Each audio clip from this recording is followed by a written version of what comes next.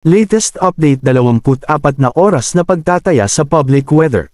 Inilabas ngayong 4 AM, January 2, 2025. Intertropical Convergence Zone, ITCZ, na nakakaapekto sa Visayas, Mindanao, at Palawan. Shear line na nakakaapekto sa silangang bahagi ng Northern at Central Luzon. Northeast monsoon na nakakaapekto sa natitirang bahagi ng Northern Luzon. Pagtataya ng lagay ng panahon.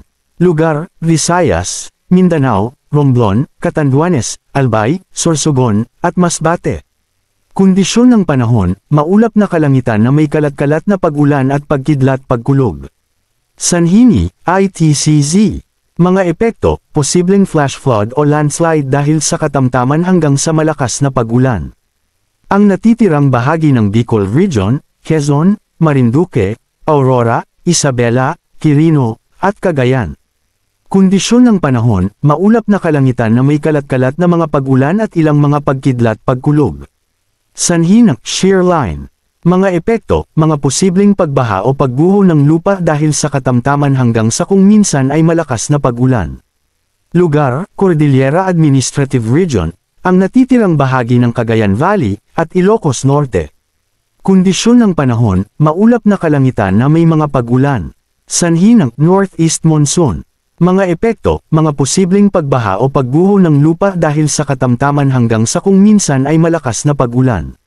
Lugar, ang natitirang bahagi ng Ilocos Region. Kondisyon ng panahon, bahagyang maulap hanggang sa maulap na kalangitan na may hiwalay na mahinang pag-ulan. Sanhi ng Northeast Monsoon. Mga epekto, walang makabuluhang epekto. Lugar, Metro Manila at nalalabing bahagi ng Luzon. Kondisyon ng panahon, bahagyang maulap hanggang sa maulap na papawiran na may magkakahiwalay na pag-ulan o pagkidlat-pagkulog. Sanhi ng shear line. Mga epekto, mga posibleng pagbaha o pagguho ng lupa sa panahon ng matinding bagyo. Pagtataya ng kondisyon ng hangin at tubig sa baybayin. Lugar, Hilagang Luzon. Bilis ng hangin, katamtaman hanggang malakas. Direksyon ng hangin, Hilagang Silangan. Mga katubigan sa baybayin, katamtaman hanggang magaspang, 2.1 hanggang 3.7 metro. Lugar, ang natitirang bahagi ng bansa. Bilis ng hangin, banayad hanggang katamtaman. Direksyon ng hangin, silangan hanggang hilagang silangan. Mga katubigan sa baybayin, bahagyang hanggang katamtaman, 0.6 hanggang 2.5 metro. Extremes ng temperatura at relative humidity para sa 24 na oras na panahon na magtatapos 8 PM kahapon.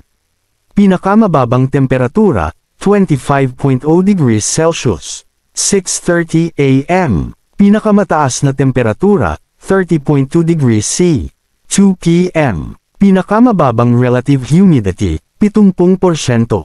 2 PM. Pinakamataas na relative humidity, 75%.